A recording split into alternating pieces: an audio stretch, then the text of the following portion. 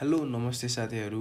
आज चाहिँ म तपाईहरुलाई क्लास 11 को म्याजिक अफ वर्ड्स बुकबाट फियर स्टोरीको चाहिँ एक्जाम पोइन्ट अफ भ्यूले चाहिँ इम्पोर्टेन्ट क्वेशन्सहरु लिएर त्यसलाई एक्सप्लेन गरेर त्यसको एन्सर्सहरु चाहिँ तपाईलाई शेयर गर्न गइरहेको छु र यो स्टोरीको क्वेशन्सहरु सुरु गर्नुभन्दा अगाडि चाहिँ यसको तपाईले समरी राम्रोसँग बुझ्नु होला। समरी राम्रोसँग बुकमै पढ्न पनि सक्नुहुन्छ अथवा मैले यसको लिंक चाहिँ मैले डिस्क्रिप्सनमा पनि राखिदिने छु। समरी तपाईले यसको मेन थीम, यसले भन्न खोजेको स्टोरीले भन्न खोजेको मेन कुराहरुलाई चाहिँ तपाईले बुझ्नु भयो भने यसबाट आउने क्वेशन्सहरु चाहिँ तपाईले सजिलोसँग अटेम्प्ट गर्न सक्नुहुन्छ र यो स्टोरीबाट चाहिँ धेरै जसो चाहिँ तपाईलाई 5 मार्क्सको पनि सोधिरहेको हुन्छ, 10 मार्क्सको पनि क्वेशन सोधिरहेको हुन्छ। तपाईले ओल्ड इज गोल्डमा पनि देख्न सक्नुहुन्छ र मैले त्यही क्वेशन्सहरु चाहिँ इम्पोर्टेन्ट क्वेशन्सहरु चाहिँ लिएर आएको छु र अब चाहिँ क्वेशन्स तर्फ लागौं। फर्स्ट क्वेशन रहेको छ, what were the things that made Armando think that someone was going to rub him. अर्मान्डोलाई चाहिँ के कुराहरुले चाहिँ उलाई चाहिँ मलाई चाहिँ कोहीले लुट्न लागेको छ भन्ने कुरा चाहिँ के कस्तो कुन इभेन्टले चाहिँ उलाई चाहिँ त्यो सोच्न बाध्य बनायो भनेर सोधिएको छ र यो क्वेशन चाहिँ एकदमै रिपिटेड 5 मार्क्समा चाहिँ एकदमै रिपिटेड क्वेशन हो र मैले यसमा चाहिँ तपाईलाई मेन 3-4 वटा इभेन्टहरु चाहिँ लेखेको छु र त्यसमा स्टोरीमा तपाईले धेरै इभेन्टहरु सानो इभेन्टहरु पनि पाउन सक्नुहुन्छ। त्यो सबैलाई तपाईले इन्क्लुड गर्न सक्नुहुन्छ र यहाँ एन्सर यसरी लेखेको छ, there were so many things that made Armando think that somebody was going to rob him out. There were a man in the bank ward and some boys in the bus looking at him. When Armando was at the bank, the cashier counted the money loudly. Everyone saw him withdrawing money from the bank. Next, the fat man was beside him looking at him at the bank.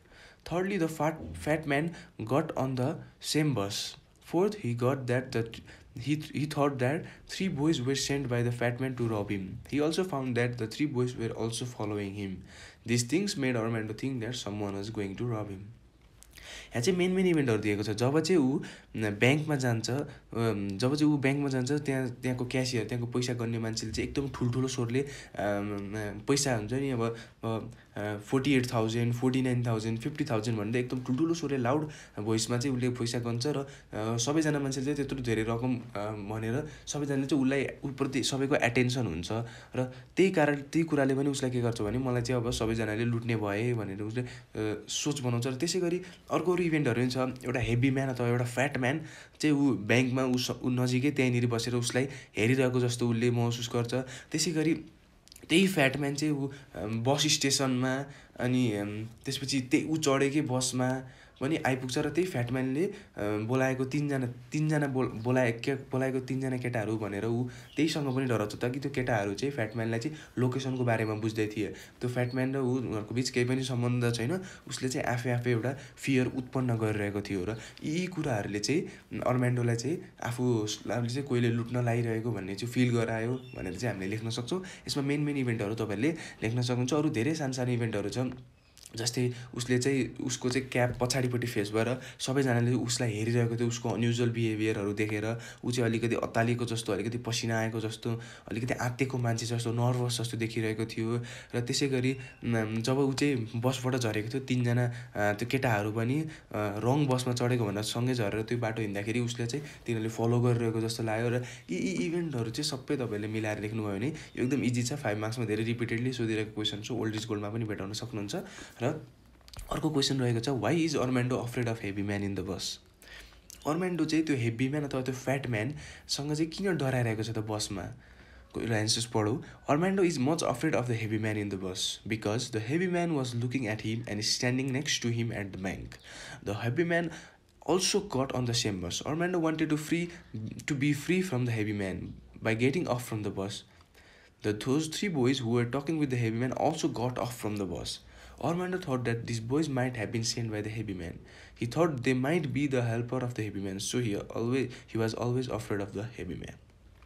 अर्मान्डो चाहिँ किन त्यो heavy म्यानसँग चाहिँ किन डराइरहेको थियो भने ऊ त्यही heavy man चाहिँ अथवा फ्याट म्यानलाई चाहिँ उसले ब्याङ्कमा पनि देख्यो, ऊ चढ्ने बस स्टेसनमा रुकिरहेको ठाउँमा पनि देख्यो र त्यसैगरी ऊ चढेकै बसमा पनि देख्यो र त्यसैगरी त्यो फ्याट म्यानसँग चाहिँ 3जना केटाहरू, भर्खरको युथ केटाहरू चाहिँ कुरा गरिरहेको देख्यो र त्यसले चाहिँ उसले के सोच्यो भने त्यो देखेर त्यो 3जना केटाहरू चाहिँ फ्याट म्यानको ग्याङहरू हुन् अथवा यसको चाहिँ मान्छेहरू हुन् जसलाई चाहिँ यसले चाहिँ मलाई चाहिँ लुट्नलाई चाहिँ पठायो भनेर जब अर्मान्डो चाहिँ त्यो फ्याट म्यानसँग चाहिँ भाग्नको लागि बसबाट झर्छ तब त्यो 3जना केटाहरू जो चाहिँ त्यो मान्छेसँग बोलेको केटाहरू पनि त्यहाँबाट झर्छ र त्यसपछि चाहिँ ऊ के स्योर हुन्छ भने उसलाई चाहिँ अब यिनीहरूले लुट्न लाए भनेर स्योर हुन्छ। त्यही भएर यी कुराहरूले गर्दा चाहिँ अर्मान्डो चाहिँ हेभी म्यानसँग चाहिँ डराइरहेको थियो भनेर हामीले लेख्न सक्छौँ। त्यसै गरी अर्को क्वेसन छ, do you think we sometime make thing worse rather than the better when we get nervous, explain. हामीले चाहिँ कहिलेकाहीँ आफ्नो सिचुएसन चाहिँ नर्मलभन्दा पनि धेरै नर्भस बनाउने हामीले चाहिँ आफूले आफ्नै सिचुएसन चाहिँ त्यस्तो क्रिएट गर्छौँ भन्ने एउटा चाहिँ आफ्नो ओपिनियनहरू लेख्न सक्छौँ हामीले यसमा। र हामीले चाहिँ अभियसली हामी नर्भस भएको बेलामा चाहिँ हामीले आफ्नो सिचुएसन चाहिँ अलिकति नर्भस नै बनाउने गर्छौँ होइन। अब एन्सर यसरी लेखेको छ, yes I think so, in fact I think in most cases we make things worse when we get nervous. A nervous person cannot judge a situation properly. When he is nervous, he cannot act properly. He is so much puzzled that his mind stops functioning. If a student becomes nervous in the exam hall, he spoils his exam. Similarly, a nervous man can hardly get through interviews. अनि हामीले चाहिँ यसमा यस obviously यस नै लेख्छौँ हामीले। र हामीले चाहिँ आफ्नो सिचुएसनहरू चाहिँ चाहिने भन्दा बढी नर्भस बनाउँछौँ, किनभने एउटा नर्भस भएको सिचुएसनमा चाहिँ हाम्रो माइन्डले चाहिँ राम्रोसँग फङ्सन गरेको त काम गरेको हुँदैन, अथवा हामी चाहिँ कस्तो हुन्छ एउटा एब्नर्मल टाइपको अथवा प्यारालाइज टाइपको हुन्छौँ। हाम्रो मुखबाट चाहिँ नर्भस भएको बेलामा इक्जाम्पल अब हामीले धेरै इक्जाम्पल दिन सक्छौँ। हामी फर्स्ट टाइम अब अलिकति मासमा स्पिच दिँदाखेरि हामी नर्भस भएर हाम्रो वर्डहरू पनि राम्रोसँग निस्के पनि अलिकति अनक्लियर निस्किन्छ, सुनिन्छ होइन। त्यसै गरी एउटा नर्भस मान्छेले चाहिँ एक्जाम दिनु गयो भने उसको एक्जाम पनि बिग्रिन्छ। त्यसै गरी नर्भस मान्छेले चाहिँ इन्टरभ्यूहरू दिन गयो भने इन्टरभ्यूमा उसले नर्भस र उसले राम्रोसँग बोल्न सक्दैन। र हामीले चाहिँ यस्तो नर्भसनेसले नै हामीले धेरै पटक हाम्रो सिचुएसनहरू चाहिँ नर्भस अथवा चाहिने भन्दा बढी हामीले चाहिँ नर्भस हुन्छ हामी होइन धेरै सिचुएसनमा चाहिँ भनेर हामीले आफ्नो ओपिनियनहरू लेख्न सक्छौँ। यो भनेको चाहिँ आफ्नो फ्री राइटिङ जस्तो हो। र अर्को क्वेसन रहेको छ, how do you think Armando felt when he found out that the boys wanted to help him, what do you think he said to them. के भनिदियो भने अर्मान्डो चाहिँ त्यो तिनजना केटाहरू चाहिँ हेपीम्यानले पठाएको मान्छे भनेर चाहिँ ऊ भाग्यो हेल्प भन्दै कराउँदै ऊ चाहिँ रुँदै भाग्यो। र त्यसपछि चाहिँ त्यो तिनजना केटाहरू पनि उसको पछाडि उसलाई हेल्प चाहिएको रहेछ भनेर चाहिँ ऊ पछाडि कुदे। र त्यसपछि अर्मान्डो के 100% कन्फर्म भयो भने अब यो तिनजना केटाहरू चाहिँ मलाई लुट्न आएका हुन् भनेर चाहिँ ऊ प्यारालाइज जस्तो भएर नर्भस है भनेको जस्तै हामी चाहिँ उसको दिमागहरूले उसको बडीहरूले नै फङ्सन गर्न छोडेर ऊ चाहिँ प्यारालाइज भएर भुइँमा लड्यो। र त्यसपछि उसले के थाहा पायो भने त्यो बोइजहरूले चाहिँ उसलाई लुट्न आएका होइनन् कि उसलाई चाहिँ हेल्प गर्न आएका हुन् भन्ने कुरा चाहिँ उनीहरूले पछि चाहिँ भनेर त्यसपछि चाहिँ अब उसले चाहिँ के भन्यो होला त हामीलाई एन्सर्स हेरौँ। I think Armando first of all feel greatly relieved when he found out that boys wanted to help him. He had been very nervous in the bank and throughout his journey. When he realized that he was absolutely safe and the boys intended no harm, he must have thanked them and laughed at his own foolishness. He might have told the three boys that what misled him to think that the boys were gangsters. He might have told them what made him become fearful that day.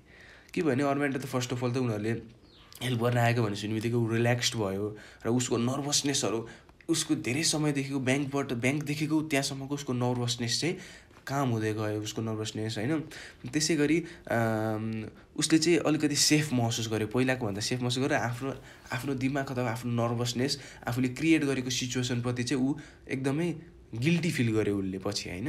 र उसले चाहिँ पछि त्यो केटाहरूलाई चाहिँ हाम्रो gangster सोचेको थियो त्यो केटाहरूलाई सँग राम्रै पछि चाहिँ ऊ राम्रै कुरा गर्दै सँगै उनीहरू चाहिँ त्यहाँबाट निस्केका छन् र उसले चाहिँ पछि आफ्नै दिमागपट्टि आफूले क्रिएट गरेको सिचुएसनप्रति चाहिँ उसले चाहिँ अलिकति गिल्टी फिल गरेर मैले किन गरेँ होला जस्तो होइन उसलाई चाहिँ त्यस्तो भएको थियो है. र त्यसै गरी अर्को क्वेसन चाहिँ यो चाहिँ लङ क्वेसन 10 मार्क्समा सोधिने क्वेसन हो यस्तो चाहिँ discuss fear as a psychological story or Armando Gonzalez is the victim of his own psyche. Discuss the statement in the light of story fear. यो चाहिँ मैले सानो नोट लिएको छु र यसको ह्यान्ड राइटिङ चाहिँ तपाईँहरूलाई अलिकति अनक्लियर लाग्न सक्छ र ह्यान्ड राइटिङ राम्रो पनि छैन.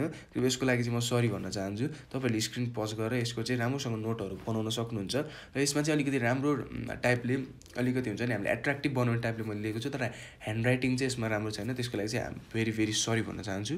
र यो एन्सर लेख्दाखेरि चाहिँ 3टा मेन कुराहरू ओभर थिङ्क, सेल्फ टक र ओभर एक्टलाई चाहिँ हामीले मेन पोइन्टहरूको रूपमा अथवा यसलाई चाहिँ एउटा यो कुराहरूलाई चाहिँ हामीले एकवटा प्याराग्राफमा इन्क्लुड गरेर त्यसलाई नै अर्मान्डो गोन्जालेसको त्यो बिहेभियरलाई नै हामीले डिस्कस गरेर उस चाहिँ कसरी आफ्नो थिङ्कको अथवा आफ्नो थटको कसरी भिक्टिम भयो भन्ने कुरा चाहिँ हामीले प्रुभ गरेका छौँ। र एन्सर चाहिँ तपाईँले सुरुमा म एन्सर चाहिँ राम्रोसँग पढ्दैन छु र त्यो प्याराग्राफसँगै म तपाईँलाई अलिकति यसलाई बुझाइदिने पनि छु। र फर्स्ट प्याराग्राफ रहेको छ, Armando Gonzalez a central character of the story fear becomes victim of his own psyche. That is Gonzalez makes his situation worse by his own over thinking, self talk and over acting behaviour. He has 50,000 pesos in the bank and he plans to buy a house with that money. As the man told him to carry money to buy a house, Gonzalez thinks that the man needs money instead of cash. Gonzalez's overthinking attitude makes him think that he needs to withdraw cash from bank in order to buy a house. Thus, withdrawing 50,000 pesos from a bank and appearance of heavy man at the bank and other situation makes Gonzalez to be victim of his own thoughts. हामीले हल्का introduction दिएको छौँ। अर्मान्डो गोन्जालेज चाहिँ स्टोरीको central character हो। ऊ चाहिँ आफ्नै थटको आफ्नै उसको फियरको चाहिँ ऊ आफै भिक्टिम भएको छ र उसले चाहिँ आफ्नो सिचुएसन चाहिँ चाहिने भन्दा अलिकति बढी नै नर्भस बनाएको छ। के बिहेभियरले गर्दा भने over thinking behaviour, self talk behaviour र ओभर एक्टिङ बिहेभियरले गर्दा चाहिँ आफ्नो सिचुएसन उसले नराम्रो बनाएको छ। र केही पनि छ भने उसँग चाहिँ 50,000 पेसोस हुन्छ र उसले चाहिँ घर किन्नको लागि उसले चाहिँ प्लान गर्छ। उसले चाहिँ 20 वर्षसम्म कमाएको पैसा चाहिँ उसले त्यहीँ घर एउटा उसको ड्रिम हुन्छ घर किन्ने, र घर किन्ने लागेको हुन्छ। र घर किन्ने मान्छेले चाहिँ उसलाई पैसा बोकेर आऊ भनेर भनेको हुन्छ। र उसले चाहिँ उसको ओभर थिङ्किङ एटिट्युडले गर्दाखेरि चाहिँ उसले चाहिँ के बुझ्छ भने मैले चाहिँ पैसा नै बोकेर आउनुपर्छ होला, क्यासले चाहिँ हुँदैन होला, चेकले चाहिँ हुँदैन होला, मैले चाहिँ क्यास नै बोकेर जानुपर्छ होला भनेर ऊ चाहिँ क्यास लिनको लागि ब्याङ्कमा जान्छ। र त्यसपछि ब्याङ्कमा चाहिँ अरू धेरै कन्डिसनहरू हुन्छ।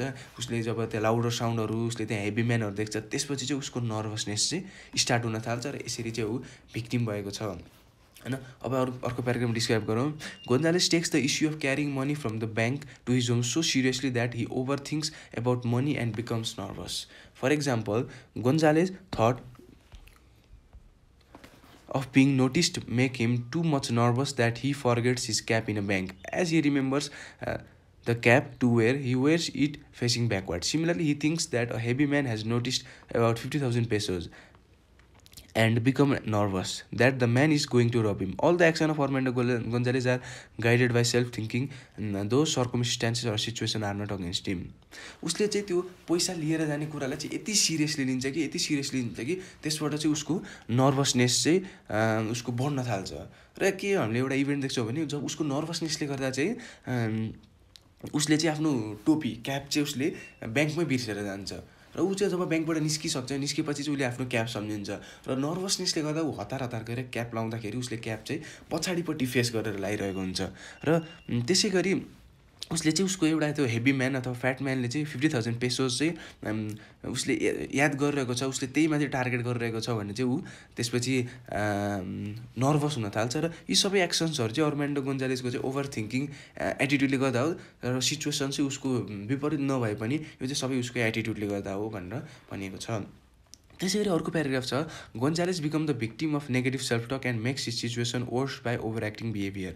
A coincidence appearance of a heavy man time and again at bank at the bus station and a bus makes Armando magnify his fear. Though heavy man has no knowledge about Armando's situation, Armando fears the man and acts in a nervous way and increase fear as a heavy man happens to present wherever Armando goes. These events prove that Gonzalez is panic-stricken by his own negative self-talk. गोन्जाले चाहिँ आफ्नो negative self टकले पनि victim भएको छ, किनभने उसले चाहिँ एउटा heavy म्यानलाई चाहिँ टाइम एन्ड अगेन देखिरहन्छ, ठाउँमा देखिरहे पनि त्यो हेभी म्यानलाई चाहिँ उसको बारेमा केही पनि नलेज नभए पनि याद नभए पनि उसले चाहिँ त्यही हेभी म्यानकै कारणले चाहिँ ऊ नर्भसनेस बनाइरहेको हुन्छ। र यो सबै कुराहरूले चाहिँ के प्रुभ गर्छ भने ऊ चाहिँ आफ्नै नेगेटिभ सेल्फ टक, आफ्नै भित्रभित्र उसले नराम्रो सोचले गर्दाखेरि चाहिँ ऊ आफै पीडित भइरहेको छ भन्ने कुरा चाहिँ देखाउँछ। त्यसै गरी अर्को प्याराग्राफ, लास्ट प्याराग्राफ रहेको छ, Gonzalez over thinking makes him to over act that he nearly loses his money. When he sees three boys talking to the heavy man inside a bus, his psychology becomes out of his own control. He thinks that the heavy man has called three boys to rob Gonzalez. Out of the panic, he drops from the bus in a middle way. Three boys also drop off. He is then sure that the boys after his money. He then runs away crying hell. Boys think he is in problems, so they run after him. He becomes paralyzed and falls down after this event. That he asks the boys why they are after him. This event proved that Gonzalez is victim of his own cycle.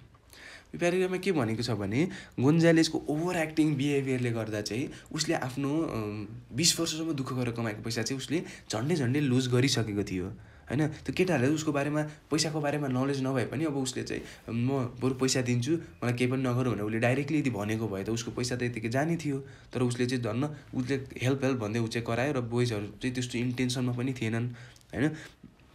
उसले चाहिँ के सोच्यो भने 3 जना केटाहरूलाई चाहिँ heavy म्यानले बोलाएको थियो र त्यसले ऊ तिनीहरूबाट भाग्नको लागि चाहिँ ऊ चाहिँ आफ्नो पैसा जोगाउनको लागि चाहिँ ऊ चाहिँ त्यसबाट बसबाट झऱ्यो। त्यसपछि चाहिँ ऊ के स्योर भयो भने त्यो केटाहरू चाहिँ उसको पैसा पछाडि छन् र ऊ हेल्प भन्दै कराएर भाग्यो र त्यसपछि प्यारालाइज भएर भुइँमा खस्यो, भुइँमा लड्यो र त्यसपछि बोइजहरूले पनि उनीहरूलाई सोधे के छ किन तपाईँलाई भयो के हेल्प चाहियो भन्यो भने त्यसपछि ऊ रिल्याक्स्ड भयो र त्यतिकैमा यो स्टोरी चाहिँ एन्ड हुन्छ। र यो इभेन्टहरूले चाहिँ के प्रुभ गर्छ भने गोन्जालेज चाहिँ आफ्नै थटको, आफ्नै नेगेटिभ सेल्फ टकको, आफ्नै ओभर एक्टिङ बिहेभियरको, ओभर थिङ्किङ बिहेभियरको चाहिँ ऊ आफै भिक्टिम भएको छ अथवा ऊ चाहिँ आफै पीडित भएको छ भनेर चाहिँ यो इभेन्टहरूले प्रुभ गर्छ। यो चाहिँ 10 मार्क्समा सोधिने क्वेसन हो र यो चाहिँ तपाईँले यसको मेन थिमहरू चाहिँ बुझ्नुभयो भने तपाईँले चाहिँ एकदम राम्रोसँग तपाईँहरूले यसको क्वेसन्सहरू एटेम्प गर्न सक्नुहुन्छ र त्यस्तो केही गाह्रो पनि छैन। र यो लेसनबाट चाहिँ तपाईँले मेन इम्पोर्टेन्ट चाहिने कुराहरू भनेको चाहिँ तपाईँलाई यसको मेन थिम बुझ्नुभयो भने यसको एन्सर्सहरू तपाईँले सजिलै लेख्न सक्नुहुन्छ। र यहाँ चाहिँ के क्वेसन्सहरू छ प्र्याक्टिसको लागि तपाईँले चाहिँ यो अगाडि मैले भनेको कुराहरूबाट धेरैको एन्सर्सहरू चाहिँ यहाँ मिल्दोजुल्दो छ, तपाईँले आफै यसमा चाहिँ प्र्याक्टिस गर्न सक्नुहुन्छ। र आजको लागि चाहिँ यति नै। होप साथीहरू तपाईँहरूलाई चाहिँ भिडियो मन पर्यो होला। कृपया यो भिडियोलाई लाइक गरिदिनु होला र च्यानललाई सब्सक्राइब पनि गरिदिनु होला र बेल आइकन पनि दबाउनु होला र धेरै साथीहरूको बिच पनि धेरै सेयर गरिदिनु होला, एकदमै हेल्पफुल हुनेछ भन्ने आशा गरेको छु। र तपाईँहरूको केही फिडब्याकहरू तपाईँहरूले कमेन्टमा दिन सक्नुहुन्छ। र त्यसै गरी यति भन्दै आजको लागि बिदा हुन चाहन्छु।